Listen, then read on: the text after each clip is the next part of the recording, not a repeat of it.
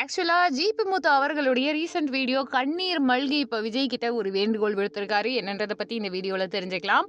அதாவது முன்னாடியே தெரிஞ்சிருக்கும் அவங்க குடும்ப உறுப்பினர்கள் எல்லாரையுமே பிஜேபி கட்சிக்காரவங்க தாக்குனது நமக்கு தெரியுங்க.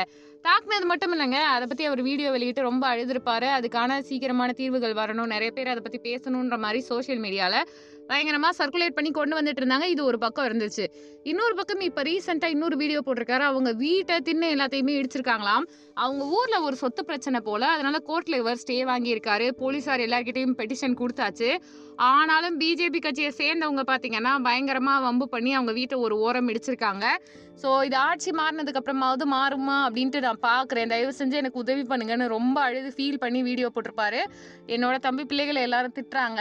தப்பா நடந்துக்கிறாங்க. தகாத வார்த்தைகள் பேசுறாங்க. வீட்ட போட்டு உடைக்கிறாங்க. எல்லாரையும் மிரட்டுறாங்க. எனக்கோ, என்னை சுத்தி இருக்கவங்களுக்கோ ஏதாவது ஆச்சுன்னா, யார் என்ன மிரட்டுனாங்களோ அவங்க தான் காரணம் அப்படின்னு சொல்லிட்டு அந்த பிஜேபி கட்சியை சார்ந்த சிலரை தான் சொல்லிட்டு இருக்காரு. நானும் இந்து தான். என்னை சுத்தி இருக்கவங்களும் இந்து தான்.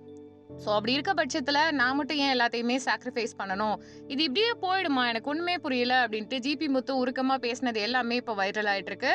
ஸோ நீங்க இதை பத்தி என்ன நினைக்கிறீங்க அப்படின்றத கமெண்ட் பண்ணுங்க. அதே மாதிரி நம்ம சேனலை லைக் பண்ணுங்க, ஷேர் பண்ணுங்க, சப்ஸ்கிரைப் பண்ணுங்க. குறிப்பிட்டு சீக்கிரமா இது விஜய் அவர்கள் கண்ணுக்கு போகணும். அவர் இதுக்காக ஒரு நடவடிக்கை எடுக்கணும்ன்றது தான் வேண்டுகோளா இருக்கு. ஏன்னா வாட்டர்மெலன் ஸ்டாருடைய சம்பந்தமில்லாத சர்ச்சைகளை எல்லாத்தையுமே டிவி நியூஸ் சேனல் எல்லாமே கவர் பண்ணுது. ஆனா இப்போ ஃபேமிலியை அடிச்சிருக்காங்கன்னு ஒருத்தர் வீடியோ போடுறாரு. அதை பத்தி யாருமே திரும்பி பேசவே இல்லை. நியூஸ் சேனல் எதுவுமே பெருசா அதை இம்பார்ட்டன்ஸ் கொடுக்கவே இல்லை. அதே மாதிரி போலீஸார் தரப்புல பெட்டிஷன் கொடுக்கறத தாண்டி வீடியோல இவ்வளோ விஷயங்கள் அவர் சொல்றாரு. ஸோ இதுக்கு அரசு தரப்புல இருந்து கண்டிப்பா தக்க நடவடிக்கை எடுக்கணும்ன்றது தான் வேண்டுகோளா இருக்கு. கமெண்ட் ஃபுல்லா தாவேக்காவை தெரிக்க விட்டுருக்காங்க. இது விஜய் அவர்கள் கையில கொண்டு போவாங்களா? இந்த பிரச்சனை சரியாகுமான்றதை பொறுத்து இருந்து பார்க்கலாம். நீங்க நம்ம சேனலை லைக் பண்ணுங்க, ஷேர் பண்ணுங்க, சப்ஸ்கிரைப் பண்ணுங்க. மறக்காம பெல் ஐக்கானை கிளிக் பண்ணி வச்சுக்கோங்க.